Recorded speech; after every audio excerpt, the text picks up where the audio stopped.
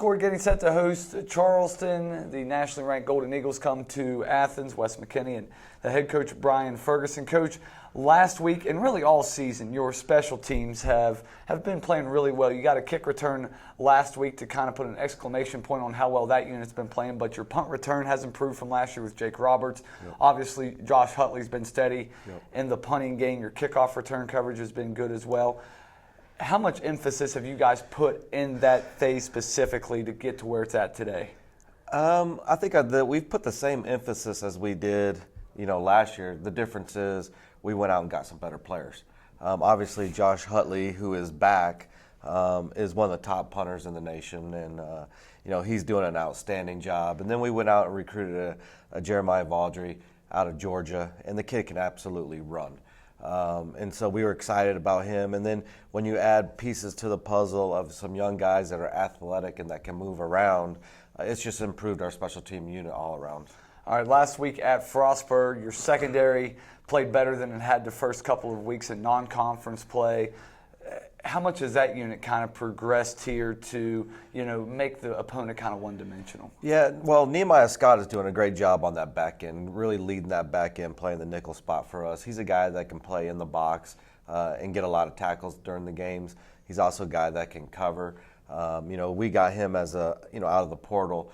He's a Virginia kid, played at Emory Henry, then he transferred to another school, and then we got him, and so we're excited about him.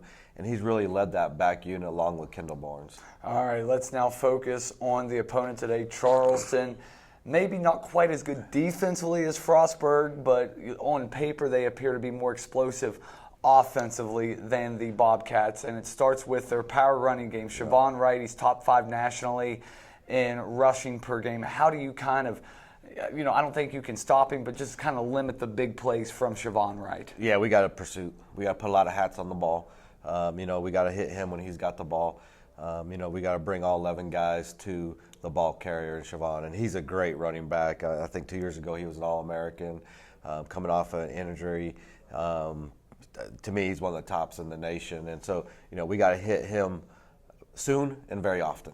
All right, offensively, Charleston is susceptible to giving up some big plays. UNC Pembroke put up 28 points in the first half of last week against Charleston, but then the Golden Eagles buckled down and only gave up a touchdown in the second half. So when you turn on the film of the defense, where are some areas you feel like you can maybe have some advantages? Well, defensive-wise, what they want to do is load the box. And so if we're in a 4 wide receiver set, they're always going to have more guys in the box. And so, we have to win vertically in the passing game. We got to create some separation with our receivers against their DBs.